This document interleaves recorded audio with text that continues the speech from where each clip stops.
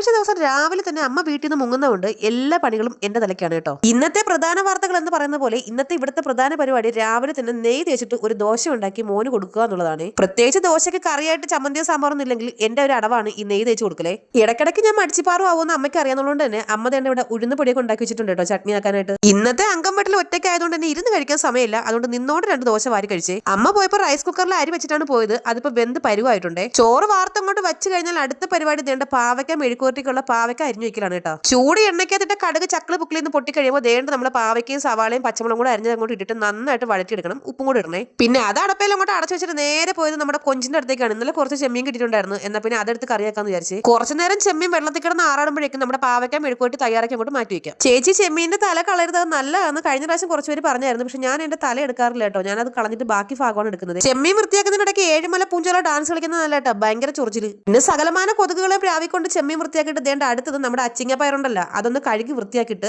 അരിഞ്ഞെടുക്കണേ. ഭയങ്കര ആവശ്യത്തിൽ സിങ്കിന്റെ മണ്ടേക്കറി ഇരുന്നപ്പോഴാണ് ആലോചിച്ച് എല്ലാം കൂടെ പൊടിഞ്ഞിരിക്കുകയാണ് കേട്ടോ. എപ്പോഴാണ് തവിട് പൊടിയായിട്ട് തറ വീണെന്ന് അറിഞ്ഞൂടാ. അതുകൊണ്ട് നിന്നും കൊണ്ട് വൃത്തിയാക്കാന്ന് വിചാരിച്ചേട്ടാ പയർ. ഇനി ഒരു വെറൈറ്റി ഐറ്റം പിടിക്കാം. ഇത് എനിക്ക് വെറൈറ്റി ആണ്, നിങ്ങൾക്ക് വെറൈറ്റി ഒന്നുമല്ല. പയറും ചെമ്മീനും ഉപ്പും മഞ്ഞൾപ്പൊടിയും മുളക് പൊടിയും കൂടെ ചേർത്തിട്ട് നന്നായിട്ട് കൈ കൊണ്ട് മിക്സ് വെൽ.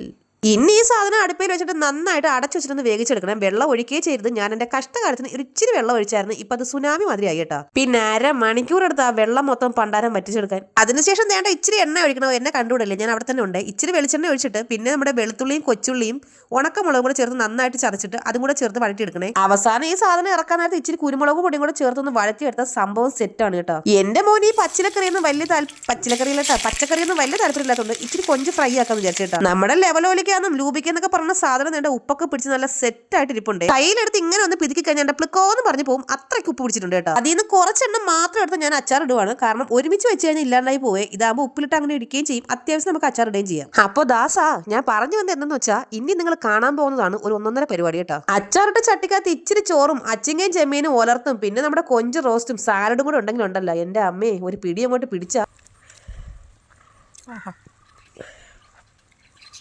സ്വർഗം ആമോയ് സ്വർഗം. വല്ലപ്പോഴൊക്കെ ഇങ്ങനെയൊക്കെ കഴിച്ചു നോക്കും പിള്ളേരെ. കൊതി വിടരുത് ആരും. എനിക്ക് വയ്യ ആശുപത്രിയിൽ പോകാൻ. കുറച്ച് ദിവസം കൊണ്ട് ഹോസ്പിറ്റലിൽ നിന്ന് പോകാൻ ഇരിക്കുകയാണ്. ആ അച്ചാറിൻ്റെ ആ ചട്ടിക്കകത്ത് ഇങ്ങനെ കുഴച്ചിട്ട് ആ കൊഞ്ചും ഇടയ്ക്കിടയ്ക്ക് ആ കൊഞ്ചിൻ്റെ ഫ്രൈ ഇങ്ങനെ എടുത്തിട്ട് പിന്നെ ആ അച്ചിങ്ങ പയറുണ്ടല്ലോ അതും ആ കൊഞ്ചും കൂടെ വളർത്തിയതില്ലേ. ഓ എൻ്റെ അമ്മേ എന്തൊരു ടേസ്റ്റ് എന്നറിയാവോ. ഞാൻ സംസാരിച്ചോണ്ട് വന്ന സമയത്തിന് ദേണ്ട എന്റെ ചട്ടി അടിച്ചോണ്ടാവും പോയിട്ടുണ്ടേ.